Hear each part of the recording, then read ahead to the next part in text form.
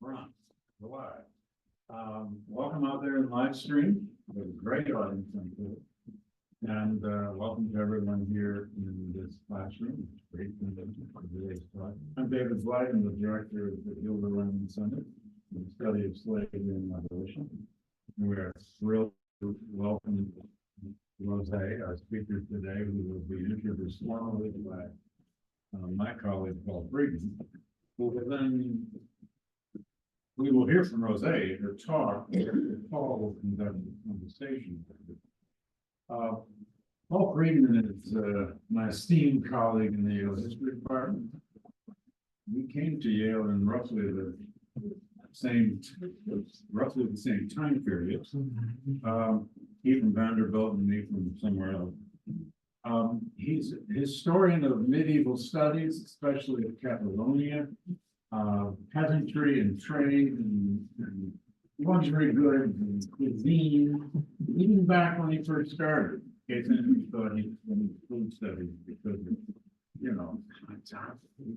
kind of doing food early on. He's written numerous books, most recently a book called Food, History of Taste. You may also know his quite famous the 10 top restaurants in America. He also wrote earlier on Out of the East, Spicy in Evil Imagination. But Paul's always had this interest in food and culinary, commerce, trade. And I can't help saying, I just learned something today, Paul, I'm sure you know. I had this wonderful student during the senior essay with me, and the context won't make any sense, but saying, so how the Russian report is doing? Well, it's okay, but I have to take this final science credit. And I said, okay, it's astronomy and what? No, taking the chemistry of cooking. I'm sure you know that. It's a very popular course. He's learning how to bake lemon tarts. Chemistry, baking is chemistry. I was told this. Anyway, but I have to say this too about Paul, to the extent that the robust and esteemed Yale History Department has a sense of humor. Paul keeps that alive. I can say that. I always try to sit by Paul at history because dull moments which there are many. There's usually a quick or two that I can. So, without further ado, my pleasure to introduce Paul Freedman, who will introduce today's speaker on slavery and in the medieval Mediterranean. Oh, Can we just add? oh, I'm sorry. Yeah, I always forget that. Apologies to the Macmillan Center. This is co-sponsored and financially co-sponsored by the Council on Latin American and Iberian Studies and the Council on European Studies, the Yale and Macmillan Center, of which we too are part. We're always glad to collaborate with fellow institutes like the Macmillan Center. Paul Freedman. Thank you so much.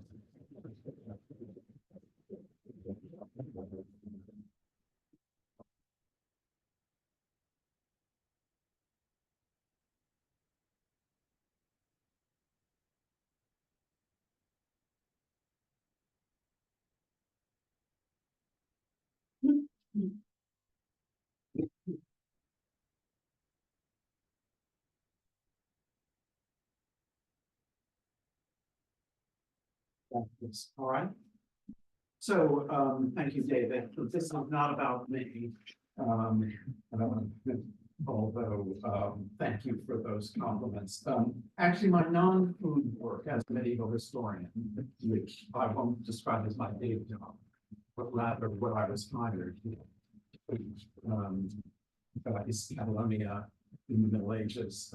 The Middle Ages is what I teach, and most of my research has been on the Crown of Aragon, and in particular on Catalonia. So it's my particular pleasure to introduce our speaker today, Jose Salicrú, senior researcher in medieval studies at the Institución de las Continentales which is part of the research center of the Spanish state, the CSIC.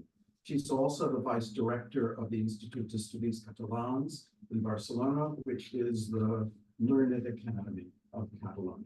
In other words, it has various segments: history, archaeology, science, linguistics, but she is the vice director of the entire large and very important enterprise. She has several related specialties in her research: Mediterranean history, particularly contacts between Christianity and Islam in the Western Mediterranean, and within that, particularly between the Crown of Aragon and the Islamic Mediterranean. A second interest in commerce and navigation, including ship and naval construction, trade in general, also trade in slaves that we'll hear about, travel in the medieval Mediterranean, and most of all, slavery and captivity, which in the Middle Ages are not quite the same thing, and in which the Iberian Peninsula, as it has a frontier with Islam, is extremely important. She's the author of several books and many articles, many collaborative projects. One of the advantages of the European university system is much more funding for projects that involve many different people, something closer to a natural science model, and also because of the European Union international and varied problems, and their research should find an answer. But on her own, she's the author of Slaves and Slave Owners, giving the English title to the work. Slaves and Slave Owners in 15th century Catalonia, which is actually centered around insurance against fugitive slaves. This is from 1998. Also around the same time, the Sultanate of Granada and the Crown of Aragon, from 1410 to 1458. And then that's with Sultanate of Granada, Genoa, and the Crown of Aragon from 2007. It's a great honor and pleasure to have with us Jose Salicrú, and without pausing anymore, she's going to speak for a rather short paper, and then I'm going to ask her some questions, and then we're going to open it up to questions, both from the audience and from our Zoom participants.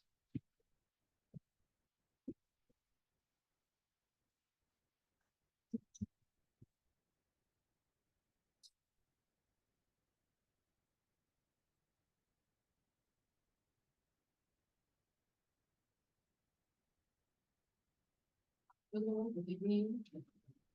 Thank you very much to Professor Freedman for this presentation, for this introduction. The pleasure is mine.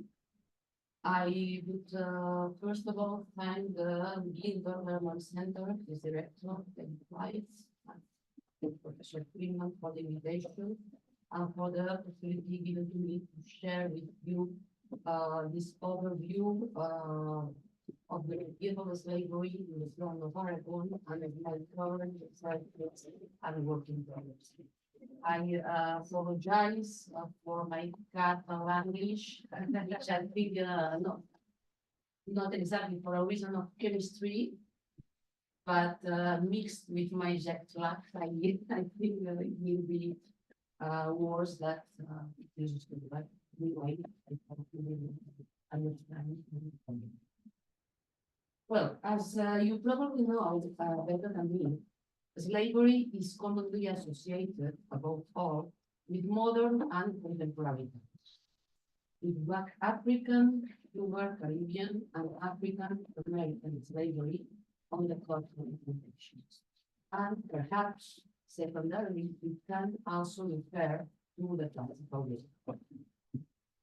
Nevertheless, as Michael Zewski stated a few years ago in his monograph, not translated into English, entitled Slavery, the History of Mankind from the Stone Age to the present day, the history of slavery can be seen as the history of humanity And in turn, the history of humanity is, to a large extent, the history of slavery. Slavery also existed in the late medieval Mediterranean in the 14th and 15th centuries. The point is to what extent. For although we cannot define, of course, either today's world or medieval society as slave economies, slave societies, or societies based on slavery, since the slaves, however abundantly were, never represented the main labor force, medieval society in the western Mediterranean area was clearly a society with slaves, or a slave-consuming society.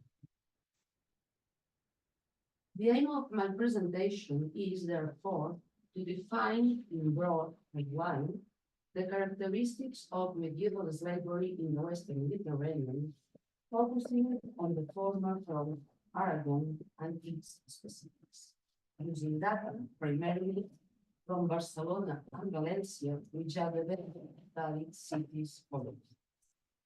After contextualizing the Crown of Aragon in the Mediterranean of the late Middle Ages, I will specify its three phases: the origins of the slaves, their demographic impact, their gender ratio or average, their territorial incidence, the social professional background of the owners of the slaves, and the different forms of exploitation of non-freedmen. To conclude, I will present some examples of the visualization of the slave population in medieval Catalan art, which are an obvious evidence of their importance in Catalonia in the 14th and 15th century. To put it very simply, the Crown of Aragon grouped together during the late Middle Ages the Mediterranean and northern eastern lands of the Iberian Peninsula, including the great ports of Barcelona, Valencia, and Mallorca, or the Balearic Islands.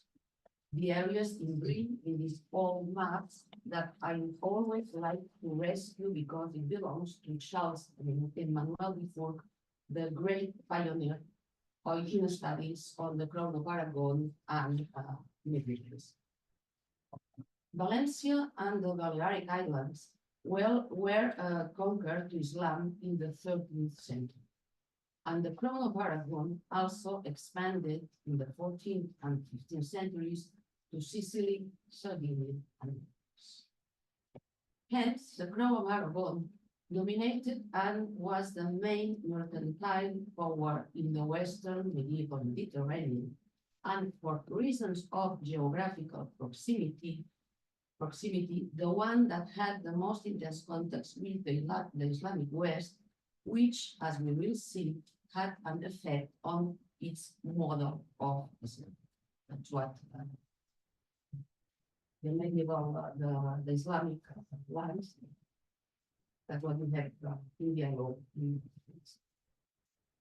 As you probably know, the medieval Mediterranean, in the medieval Mediterranean, we can speak of a Christian north shore and an Islamic south shore.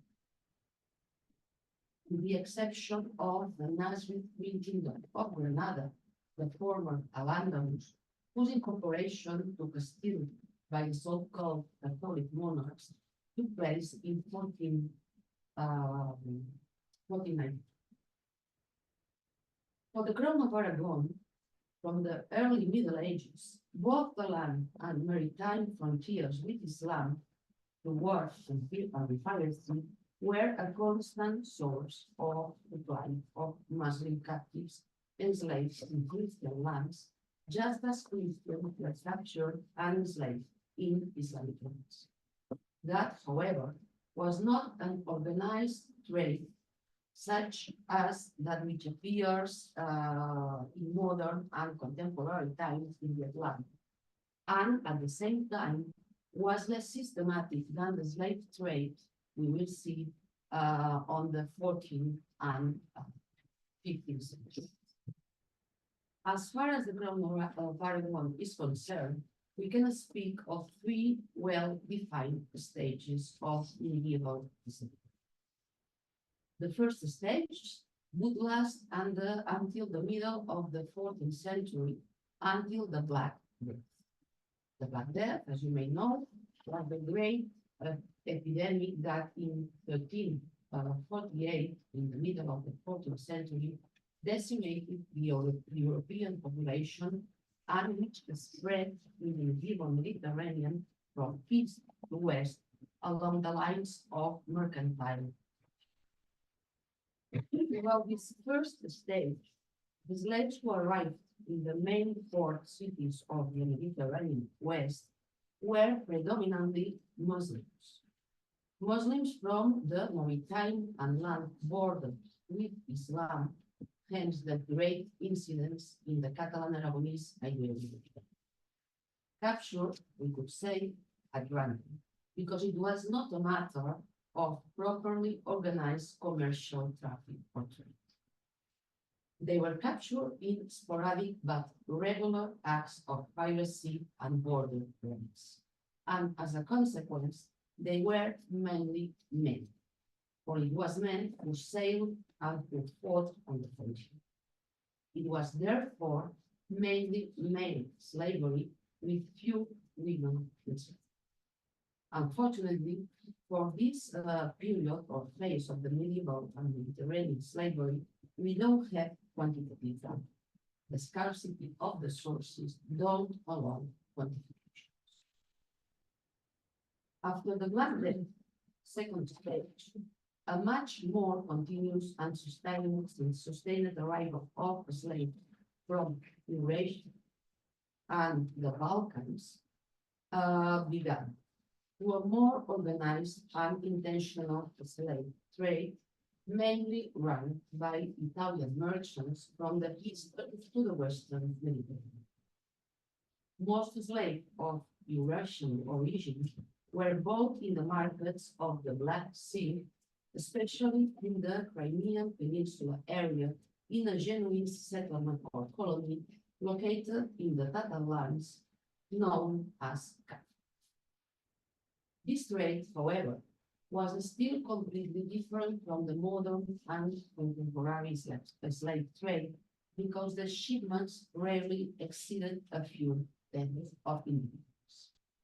Nevertheless, for the first time, the slaves were traded and sold as any other product of the mercantile traffic throughout the Mediterranean.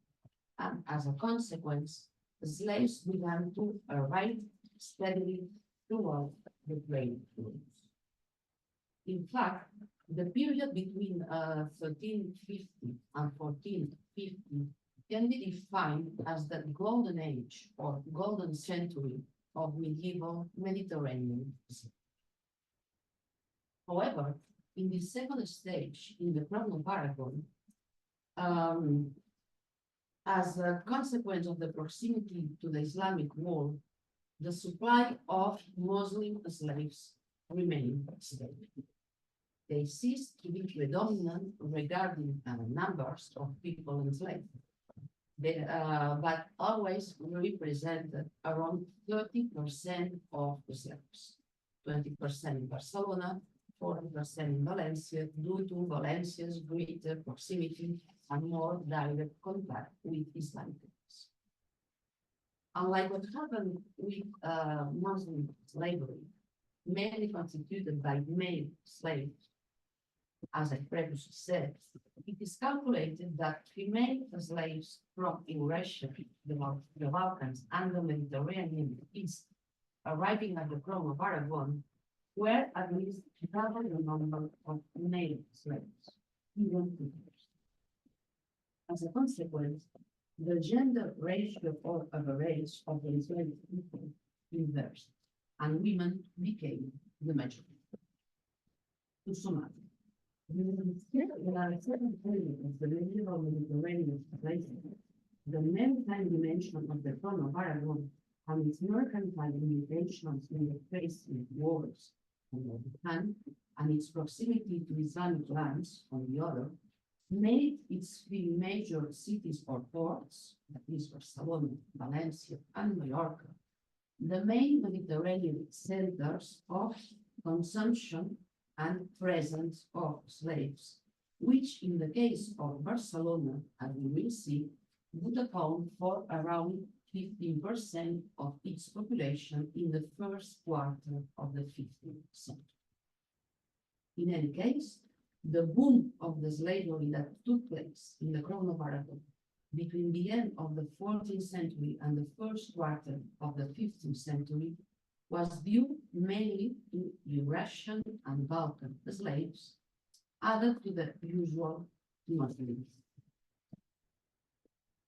The beginning of the third phase followed the fall of Constantinople, 1453, from the fall to the Ottoman Turks, which meant an interruption in the traffic of slaves from the Eastern Mediterranean. But also concedes around the middle of the 15th century, with the beginning of the Portuguese organized trade of black African slaves, especially towards Europe. The black slavery from the Atlantic coast of Africa that will all be known. As a consequence, due to the lack of supply, in the middle of the 15th century, Eurasian and Balkan slave groups collapsed, and by the end of the 15th century, almost disappeared. They became extinct. In Barcelona, they only represented the 2% of the enslaved, just the survivors, the still alive of the dominant groups from the previous phase. However, thanks to its connections and commercial involvement with Portugal, Castile, and the Canary Islands, and therefore with the first Black African slave trade, the Crown of Aragon was able to replace the Eastern Mediterranean slaves by Black Africans, while the structural stratum of Muslim slaves remained stable.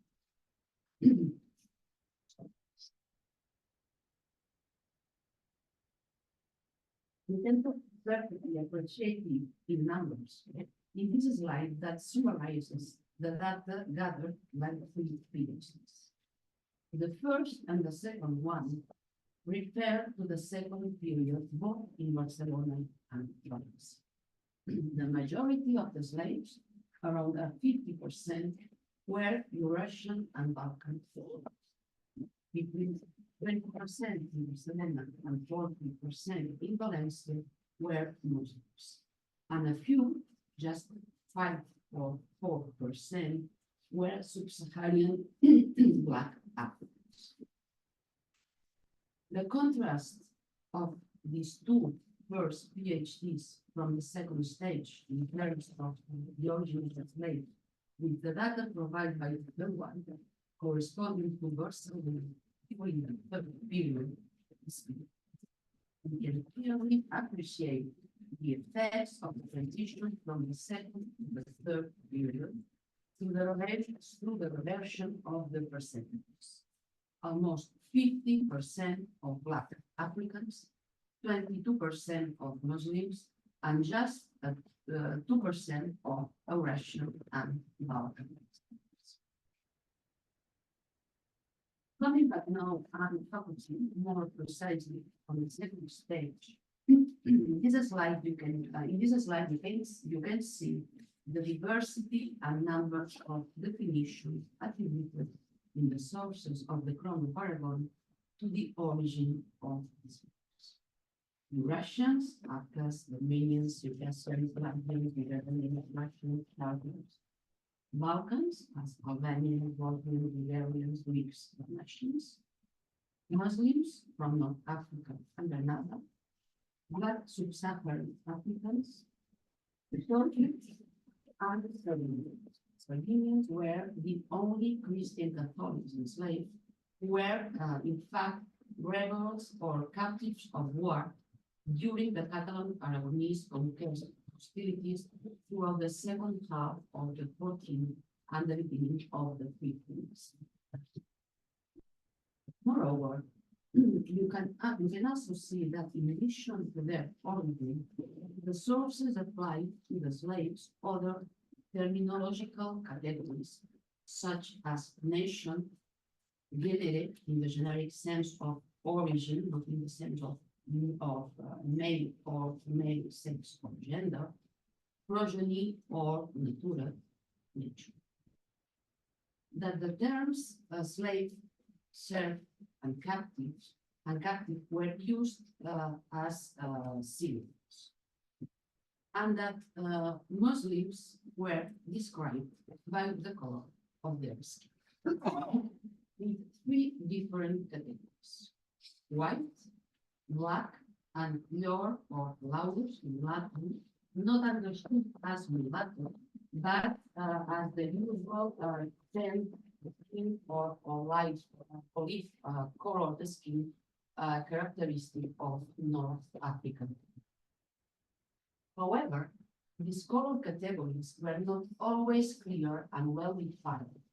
The sources quite often studies a more detailed selection of skin colors in order to better define or identify the slaves, as you can see in these four examples.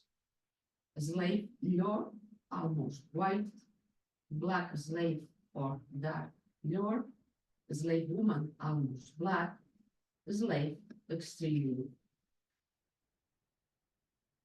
As for their demographic weight, we see, for example, that in the single notarial manual, in just 4 years, up to 201 Tatar, Albanian, Bulgarian, and Circassian slaves between men and women were found, or that in a single 6-month period between 1424 and 1425 in Barcelona city, we find about 1,600 male slaves, 25% of whom were Muslims, and the rest of other unspecified origins.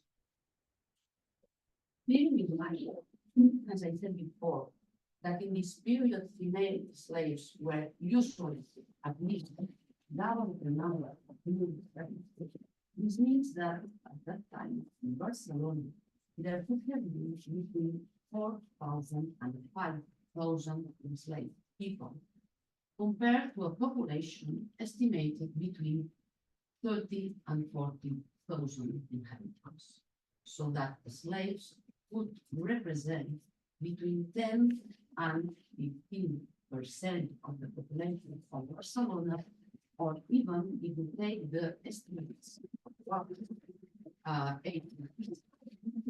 In the space of a few decades in Barcelona, the local population was faced with a new social reality that was immigration, which would be described as massive, arriving in a very short space of time, and which changed the balance and social composition of the city. Barcelona had to absorb and take in, willingly or by force, a formidable mass of people of very different origins, languages, religions, and culture. We were a sudden change that logically provoked a notable social problem. Barcelona's municipal discussions and legislation reflect it perfectly well, and show the impact of the sudden influx of untreatment. The authorities complained about the voluptuous and bestial way of life of enslaved people from diverse nations, accusing them as well of creating a crime. One hardly needs to comment on the similarities. However, what was criticized was the slaves, the individuals, and in no case the phenomenon of slavery, which was seen as useful and necessary to preserve the established social and economic order. What frightened the people of Barcelona was not, of course, the structural phenomenon of slavery, which was accepted and rebooted, but the novelty represented by diversity, or the fact that they were slaves, men and women, with emphasis on the female gender, from various nations. Thus, at the end of the 14th century, it was clearly noticeable that Barcelona society had gone from the usual uncontrolled slavery of Muslims to a slavery run amok, both demographically and sociologically. In a sense, with this sudden demographic boom, within a few decades and in many ways, the Catalan or Barcelona society had gone from order to chaos. I'm so sorry to interrupt. I'm getting some comments about the sound. And I wonder if it would help to move.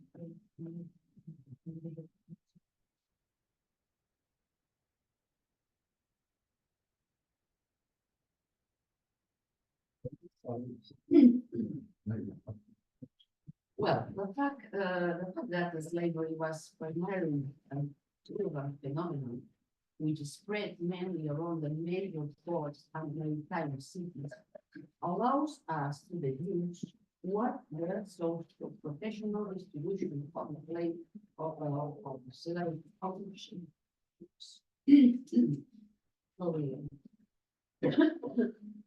contrary to what had been thought until recently, in the Middle Ages, slaves were not considered, at least in urban areas, where they had a more specific demographic presence, a luxury good, but instead were within the reach of all not marginal socio-professional sectors. They were used certainly as domestic servants, but also in artisan workshops. In contrast, outside the large port cities, in the hinterlands and small cities, the slaves arrived in small numbers and were only in the hands of the richest people: nobility, monasteries and clergy, merchants, officials, and citizens. This comparative table with data from Barcelona and Valencia makes this clear.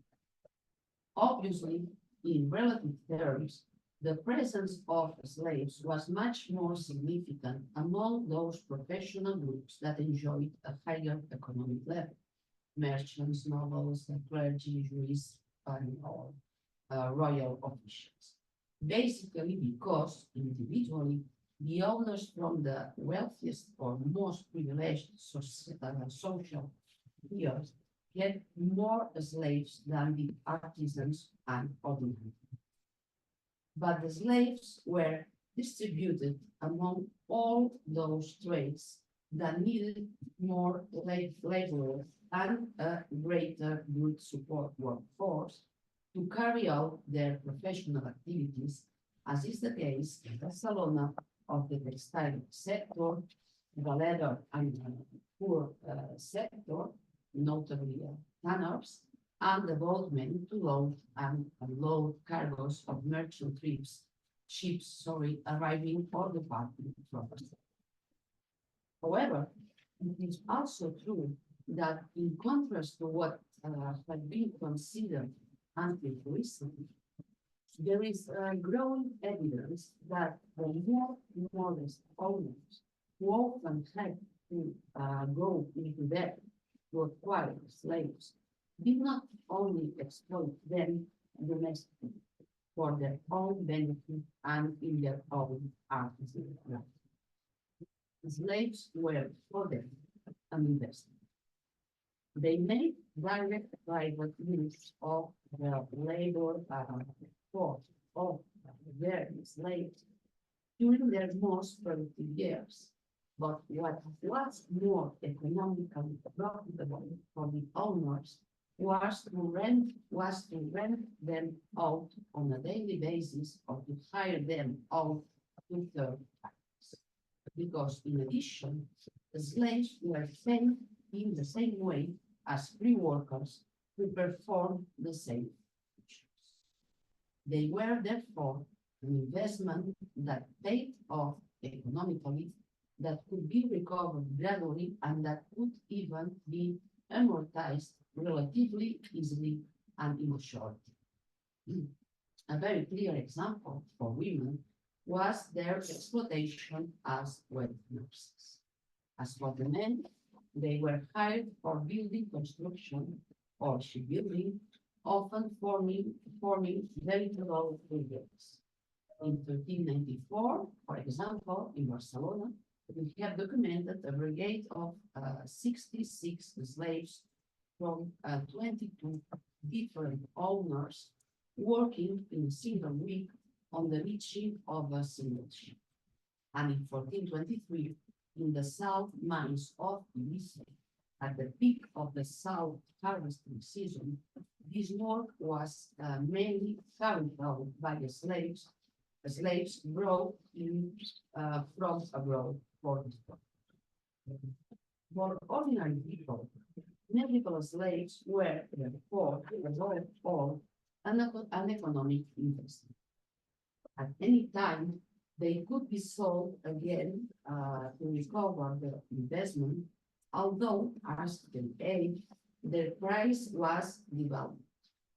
But in the meantime, the owners had already made use of and amortized their labor power on an individual level in the household or in craft workshops, and had also been able to recoup their investment by renting them out on a daily basis to third parties. In contrast to slave men, who were exploited primarily in jobs that involved physical labor. Here you have, for example, in Barcelona, at the beginning of the 16th century, black slaves drawing water from a well.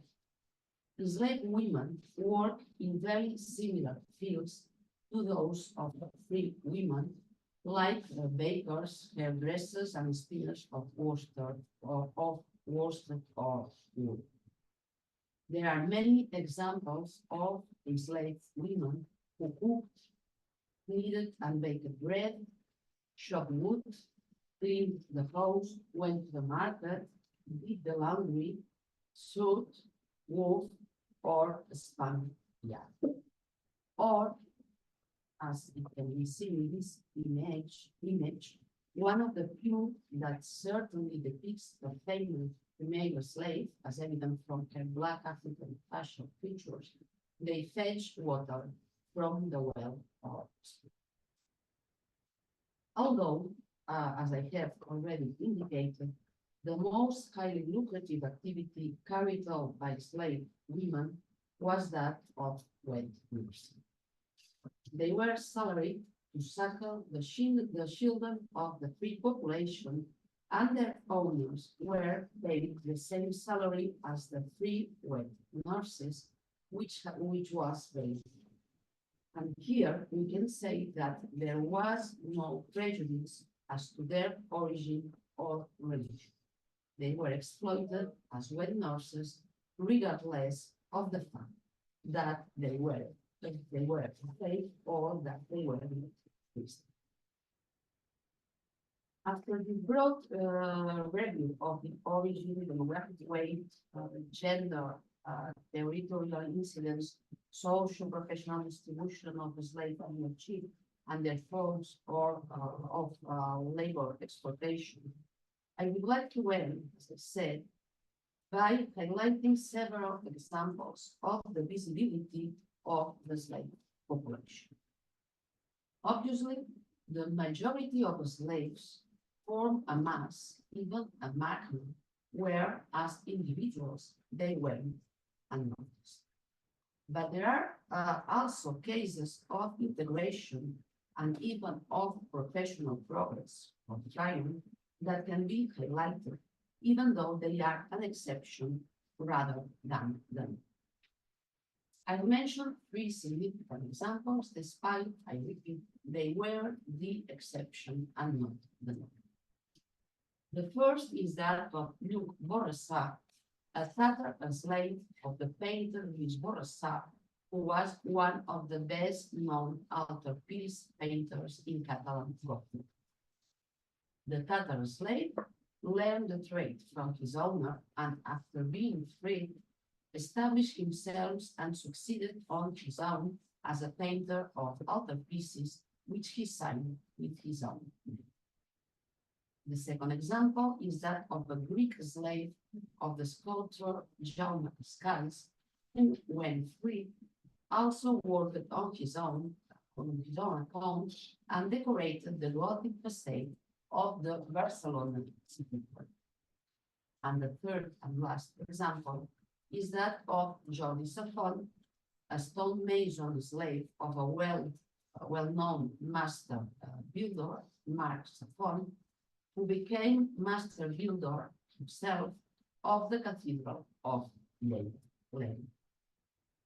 However, most slaves did not acquire any professional qualifications. They changed owners very often, and the new and old owners hardly ever had the same profession, so they did not bother to teach them did not bother to teach them any trade. Before concluding, I have collected some more images or representations of slaves that medieval Catalan art has bequeathed to us. They represent a more bigger exception, black, since this visual helps to identify them as slaves. In other words, I would like to show that although in the medieval ages, beyond the documentation, slaves seem to have been an invisible group, we have examples which make them exist. Firstly, this time depicting a black man and Saracen, a Muslim, from the palace of the royal family with laws of Nisas in the area of Valencia from the 15th century, which is kept in the Museum of Design in Barcelona. Secondly, these drawings of males and wives, drawn by the town clerks in Barcelona in their documentary record in the 15th century. If the scribes were able to depict spontaneously this kind of character, it means that they have them very much in mind.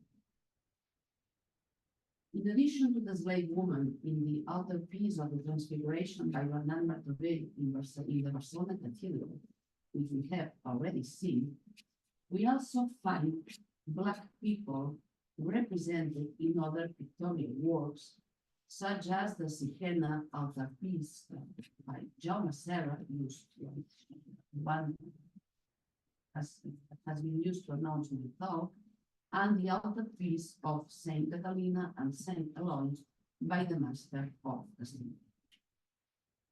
Regarding sculpture, we can highlight the representation of a black African in the altarpiece of the Aragon Cathedral, the work of Peter Joan. Or these images of blacks, or perhaps Muslim or Turco-Tatars, because of the turban, in the palace of the Generalitat Catalonia, also in Barcelona. Obviously, these examples of the visibility of slave invisibility are associated with specific phenotypical characteristics, as they are the only ones we can visually recognize, detect, or identify. They constitute only the tip of this iceberg, of the presence of slaves in late medieval Catalan and Barcelonese society, or of slavery and captivity in the medieval Mediterranean. But their representations are further proof of the importance of the presence and the imprint they left on local mentality, culture, and society. In conclusion, contrary to the stereotypes and the idea we might have had, the social and demographical reality of medieval Barcelona was much more diverse, rich, and rural, or even multi or pluricultural, or multi or pluriracial than one might. To understand it, we need to take into account all dimensions of the phenomenon of slavery, as well as the significant presence of all these groups of people of such varied origins, which, however, does not necessarily indicate integration, but subjugation. Thank you very much.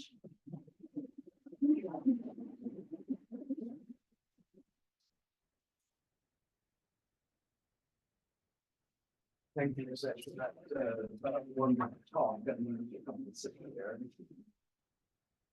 So, I will ask a few questions that occur to me on the basis of this talk, and then we will see what questions or comments our audience here and online might have. Does it seem to be okay for me so far? No. I'm not getting any comments. Not getting any. No news is good news. Any questions? Good. So we'll, I'll just raise a few things that probably have occurred to many of you. First, this demand for labor, artisanal or industrial, commodities like salt or domestic, is it related to labor shortages after the Black Death? In other words, the Black Death has a tremendous demographic effect, but it also, the height of slavery coincides with an era of great difficulties economically for Barcelona. So this is not the product of a booming economy, but rather, where is the demand for labor in a economy supposedly in crisis? Well, the traditional interpretation had always been that this mass of slave in labor force arrived to the Western markets, to the Western Mediterranean, to substitute the people there died after the Black Death. But nowadays the interpretation is more that because we have legislation and different proof mentioned in the documentation, that the point was not only the lack of the loss of population, but that the remaining population tend to increase or ask for higher salaries, and therefore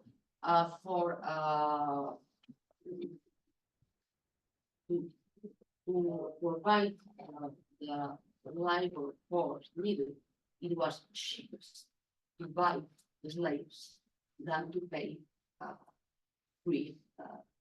So it's related to a wage rise due to the labor shortage of the Black Death. So that's the intervening variable.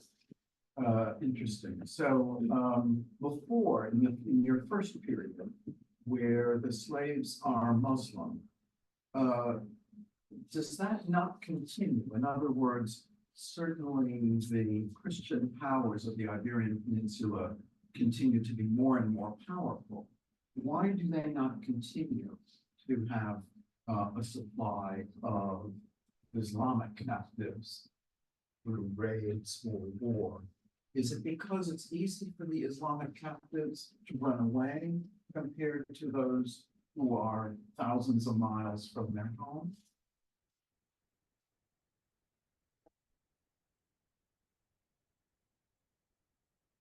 What I will answer to your question is in the case we are talking about, I am talking about the Crown of Aragon. The direct land still the border between the land border and the territorial frontier between the Crown of Aragon and the Islamic lands disappear about the like the beginning of the 13th century, which means that the rest Because of the success of the Aragon's Catalan conquest. yeah, and then because the frontier went down in the Iberian Peninsula, and the direct frontier was with the steel. As a consequence, the rest of the territorial rates ceased. There were some punctual raids, but the war, the continual war ceased. Then the supply of Muslims by land also ceased. So the supply of Islamic captives was mostly by as a consequence of piracy, and piracy at the end of the day is quite random way of getting captives, because it's a question often of lack and conflicts. But at the same time, you are right that the Muslim captive of slaves, because of the proximity of their original lands, ran away very quickly.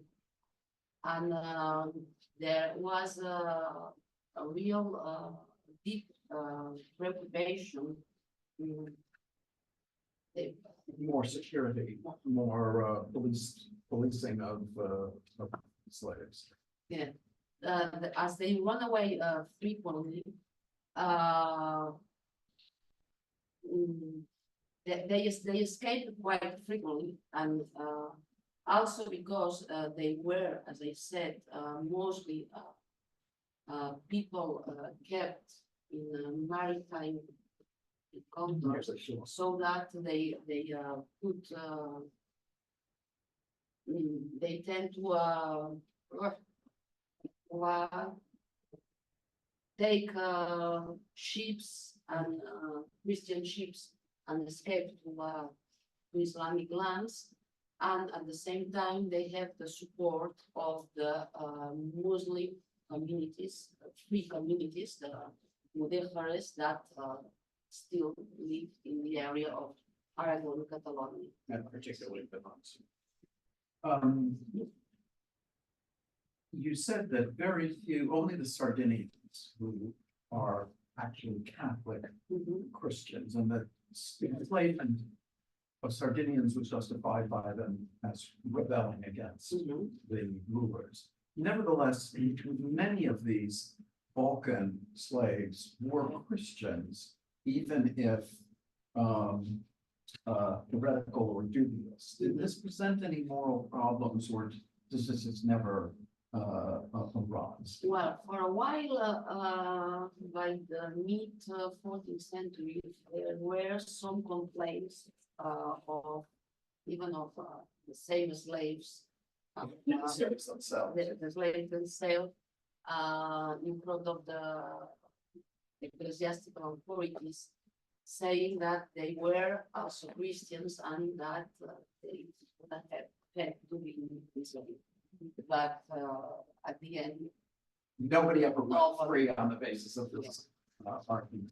Okay, well, perhaps we should get to the questions from our live audience and from online. Do you think we should alternate? Sure. Okay, so starting here. I have two questions for you. One is, so you have a large population of male slaves. How do they, can they get married with the local population? How do they, what happens to them? Do they become eunuchs? I mean, I don't think so, right? What in Kazakhstan? No. It was forbidden for slaves to marry free people and even to marry between them. They're not perpetuating my impression is they're not trying to do what you have in the South in the 19th century. That is to say, when there is little or a reduction in slave trade, and then the owners are dependent on reproduction. The supply is such that the owners don't care about. Yes, so the supply is the owner way of supply of a slave, not the reproduction. So, Right, external supply yeah, rather than external internal supply, so, reproduction. yeah, So these men have rather miserable lives. They're slaves. yeah, of course. I mean, apart from being slaves. But But also, when I think no, they have you said no terrible miserable life, of course, but not, I would say, as miserable of like the slaves in the plantations because at the end, well, they were slaves, they were unfree, but we know that they moved around on their own. They were not bounded, so they were, let's say, individual slaves living in households, individual or 2 or 3 or 5 of them, but not huge amounts of people slave living together. So, of course, they were slaves. We cannot say they had good conditions of life, but never nothing to compare with us. and my second question, if you don't mind, but with the church, Catholic Church, have own slaves. If we're learning, that the Catholic Church and other churches in the United States certainly did. So were religious orders owning slaves? Ecclesiastics, los católicos, monasterios. Yes, they Tienen as they well. have they had Y había problemas morales. no, not at all. Problemas de Not at all. educación. And even they acquired. They're infidels. There's no problem. They didn't care. There's not a concept of human rights. Yeah, they didn't care. Or there is, but it's They obviated were by a religious merchandise. corporates. They were a merchandise. They were like beasts. Beasts considered a beast probably. Online questions? Yeah, there's a few. I guess to follow up on what you're just talking about, there were questions about, the trading, who were the merchants who were, doing the human trafficking? And then, were the owners responsible for the enslaved people when they got overstayed? Those are some of the simple questions. There's much more involved Let's start with questions. Yes, no, I didn't get So who were the merchants, like Yeah, who were the trafficking merchants, yeah. people? And then who was responsible for the enslaved people if they were old or sick? That's it.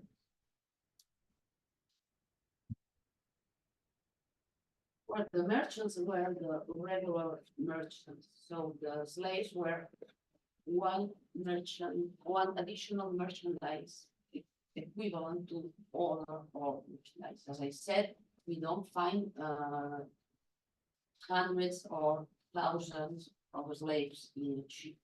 So But just to interrupt, you did say that the sort of wholesale sector is Italian. The grand trade from Crimea, for example, is in the hands of the Genoese, is it not? yes, because the Genoese and well, especially the Genoese, so some of us the Venetian had commercial colonies in this area, which So for the Balkan and Eurasian trade, they're the ones who bring the slaves Yeah. to the Western yeah, yeah. Mediterranean. And of course, we are talking about individual owners of individuals, not owners of masses of slaves. So the slaves were a property of their owners, and they took care, of course, of their. If they were sick, they were responsible for them, and they really took care of them, because if they lost a slave, it would be against their own properties. And when they got older, well, in medieval times, we don't have as much sources to be able to answer these kind of questions. But the impression is that when they got older, the tendency of the owners was to free them. So freeing them, they let's say the excuse to for the owners to free the slaves was for religions and Questions of conscience. questions of conscience. But at the end, what we detect is that when the slaves got older, became a charge for the owners, and it was the way. I did. The very evidence of what is the slave status of, what is the status of the children of slave mothers where the master might be the father? The evidence of that sort of relationship, which is really common in the Atlantic world later, in the 20th with this parallel indeed in this system of slavery. And then the second question is, how common or was it practiced that manumission could come through the payment of the slave? Manumission, the freeing of the slave. Ambition, yeah. Through the payment. So the slave works, builds up money, and frees, and buys his or her freedom. Is that practiced in the system? Yes, if I understood correctly your first question, the slavery was transmitted by Through the money. through the mother, and usually, so that the ovaries were the slaves. We have exceptional cases of owners liberating or freeing children, declaring that they were their own child. But it's quite exceptional. Usually, I talked about wet nurses. Mhm. So we know that there were a lot of women pregnant or at least living. Giving birth. Giving birth, but we do not have much details on children. The point is that if they were feeding other children. Yeah.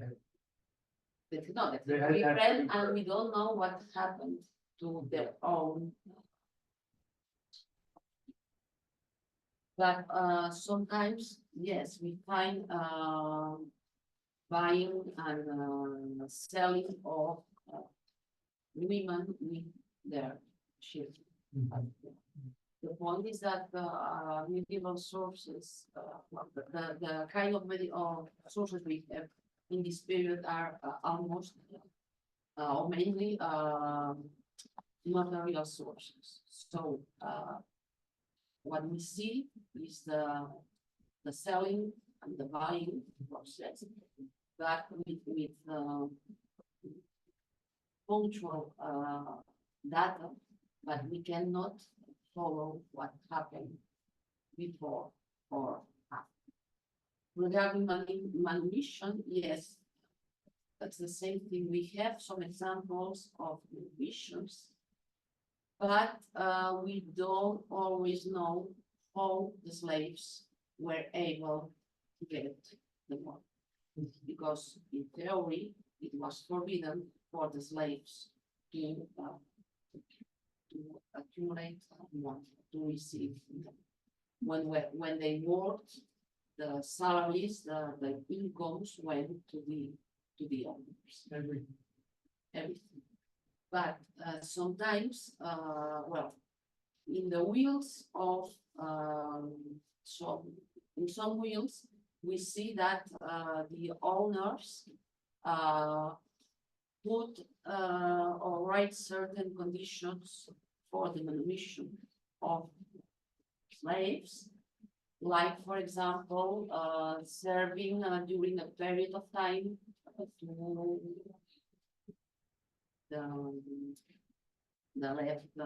the wives or the of sons or family of the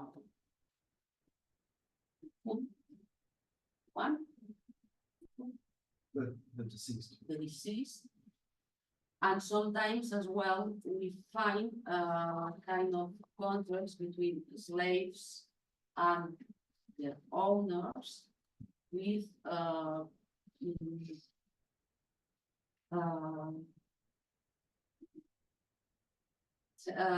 precising amounts of money to be paid during some years in order to be manumitted. In these cases, we talk about temporal manumissions. So it was a kind of agreement between the owners and the slaves that somehow they will be temporarily not liberated, not free, but in a kind of middle stage. The owners didn't take care of the feeding and of the housing of the slaves. The slaves, we don't know exactly how were able to work and to get this amount of money to be paid to be. David Blight, and then some online questions. At the conclusion of your talk, you mentioned the pluralism. I'd like to hear this incredible infusion, centuries at least. Balkan people, Slavs, Russians, Turks, from all over Eurasia, into Aragon and the island. Have there been studies of the scale of this kind of cultural infusion, cultural transformation? No, because unfortunately, we don't have that. We can have intuitions, but we don't. Well, that's kind of what we did. Now we see, for example, when with freed slaves that often they group when once freed, they tend to be together if they were of the same origin. And also we have different confraternities by the end of the 15th century of, for example, black slaves on, and we see we can somehow, but we don't have. This is fascinating comparatively, because this was probably easier to study in the Americas because of plantation systems. And slavery laid down Mhm. culture. Whereas in a setting where slaves live groups of 2, 3, 4, 5 people, not as much. But it is a fascinating thing. Yeah. Maps Mhm. and culture. There is some emphasis on cultural interchange. Involving slave and free populations in places like Mallorca, that both by location and by commercial position are entrepôts and places with a lot of different populations. But of course, over time, many of these places become less heterogeneous. Partly the expulsions of Jews and more, obviously. Follow up on that, we have a great series of questions from Tim Weissel, which I'm copying down and I'll share with you. He's got extensive questions and comments and suggestions. I'm just gonna take one of his things. He's asking about what your research can say about the enslaved populations on the Atlantic Islands under Spanish control, the Azores, the Canary, and Cape Verde. Were there sugar plantations on Mallorca and or the Azores and Canaries? And was that used in the fortification of the wines on there?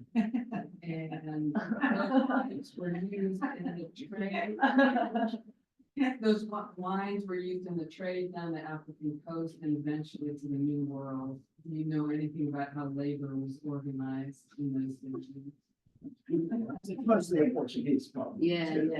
No, and that's actually some knowledge, we get it already, and I have some knowledge or inputs about it, but Well, I'll share you some of his but other. plantations of sugar in Mallorca. And then questions from Richard Turret. One, why was the enslaved population so unusually large by global historical standards in early 15th century Valencia and Barcelona, 10 to 15%, he stated. And could you talk a bit about the interruption of the Black Sea trade with the expansion of the Ottoman Empire and the capture of Islam? Did the Ottoman Empire seek to stop that trade to Southern Europe? Or did Ottoman demand for slaves increase and thus divert the trade to the Ottoman Empire?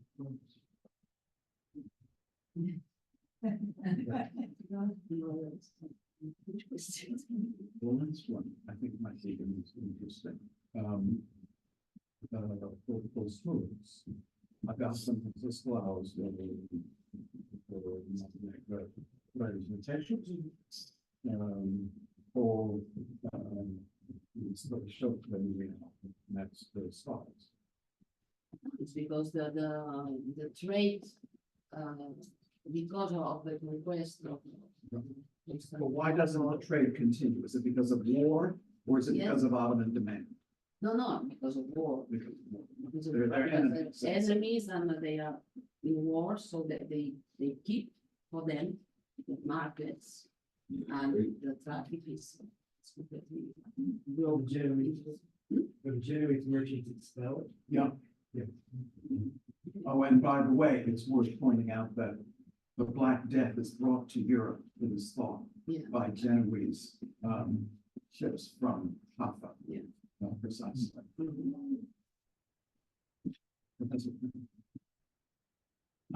No, sorry.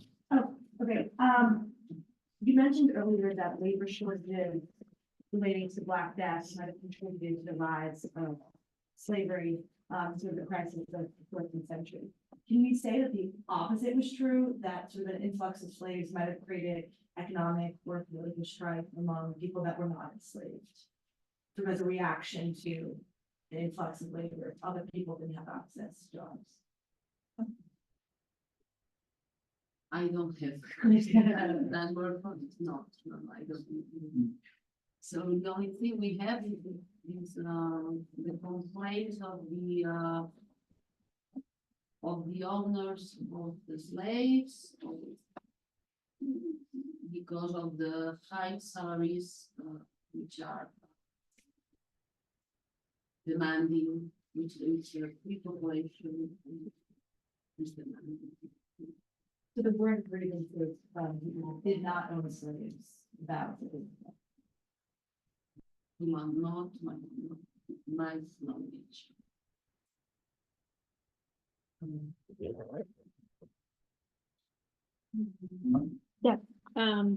Thank you. You had a figure where you were showing the professions that employed, like, overtime, or I guess employed is probably not the right word, but they used labor of enslaved people, and it was textiles, which were the ones that had the highest proportion, textiles. Textile, well, all the Radio. all the professions that all the that needed more force and not specialized But leather also, right? leather, Okay. because it was quite painful Unpleasant. and unpleasant, so lots of slaves were used Okay. tanners, Okay. also in the textile So I think wood. industry, because well, it was a question of straits. So- And Yes, and so So, wood. okay, so my question is then, when freedom was possible, perhaps through purchase or manumission, although we don't know the source of the money, did having worked in one of these trades provide an advantage to freed slaves, or we don't know? the only examples we have are, I don't know if you were already here, the examples of qualified learning trade or by some slaves, like the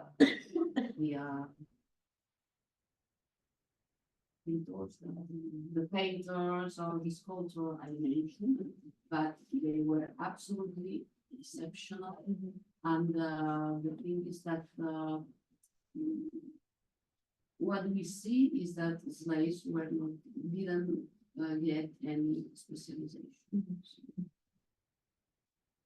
Just Daily. Thank you. But it's very difficult, again, our sources don't allow us to follow this. We see them in certain moments of their life, when they are sold or when they are old.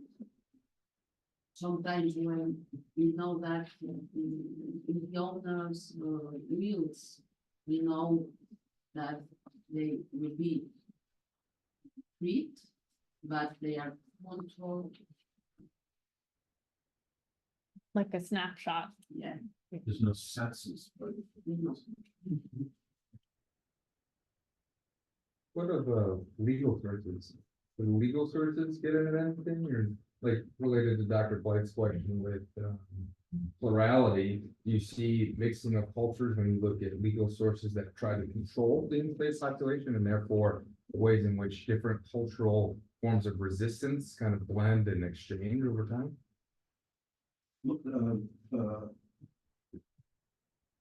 So things like legislation. Yeah, legislation trying to runaway. The proceedings of the councils of Barcelona Yes, they they, speak these complaints about yes, disorder and crime. yes, they tried, well, they try to regulate, to react to the problems they, that the slaves created. But, for example, against the fugas, the Fugitives. against the fugitives, for example, against the drinking or playing cards. Against not fugitives.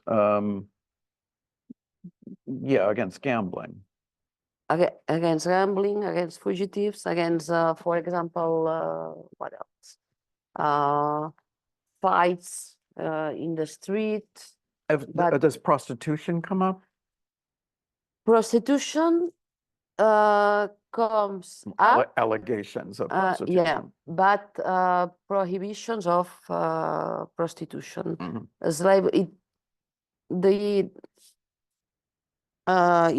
it has been written a lot about slave women prostitution, but it's more in this period is more a myth than a reality. In Barcelona, we have some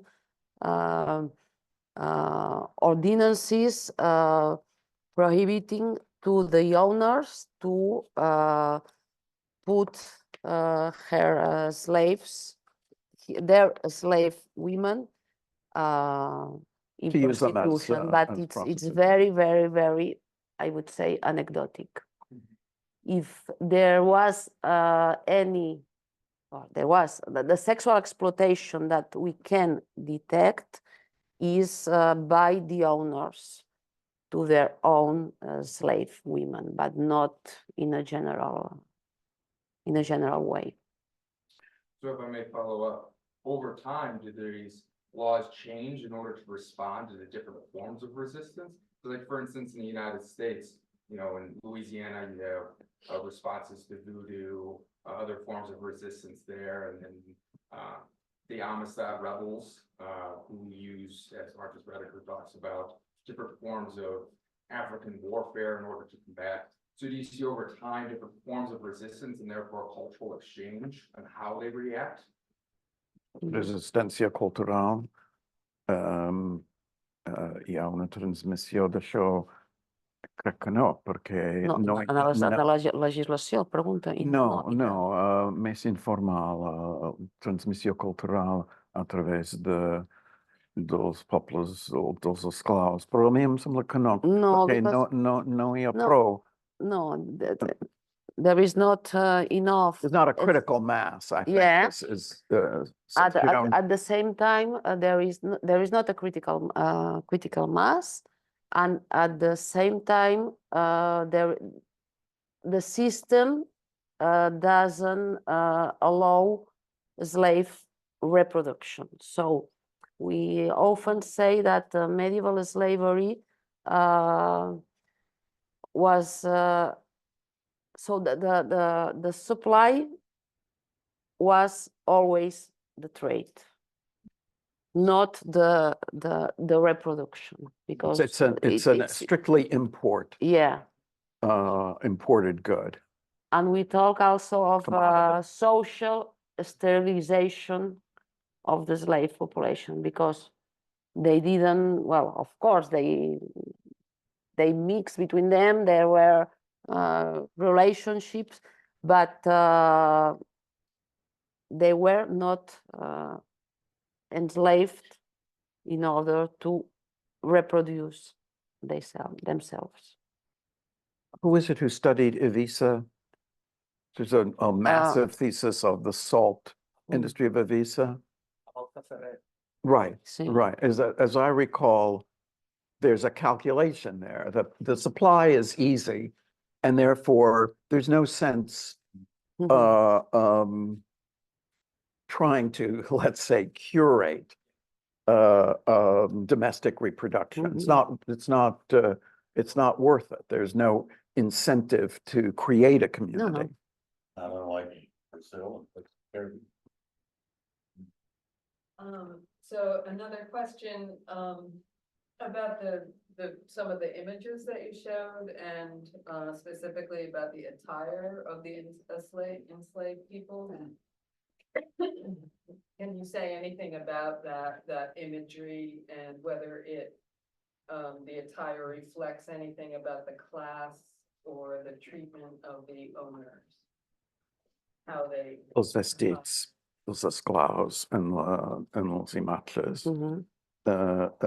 Es pot saber algo d'això o porten les mateixes vestits que els lliures? Well, in some cases, we know that we have for women slaves, legislation, at least in Barcelona, forbidding that the slave women, forbidding the slave women to dress in a luxury way, as Luxurious fabrics. luxurious fabrics as their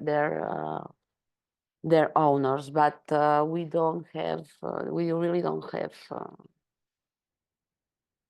data for this. Well, I think probably we've put you through a fair amount of. That's one quick last Sure. question. Yeah. In America, we're a bit obsessed now about what to call slaves and slaveholders and so on and so forth. Is there a debate in Iberian study about what to call slaves? That is the proper term for the slave or the slaveholder in any way comparable to the way Americans, Not for the medieval times. not the medieval. No. The only thing, well, in fact, I would say that medieval Mediterranean slavery has still been very less studied.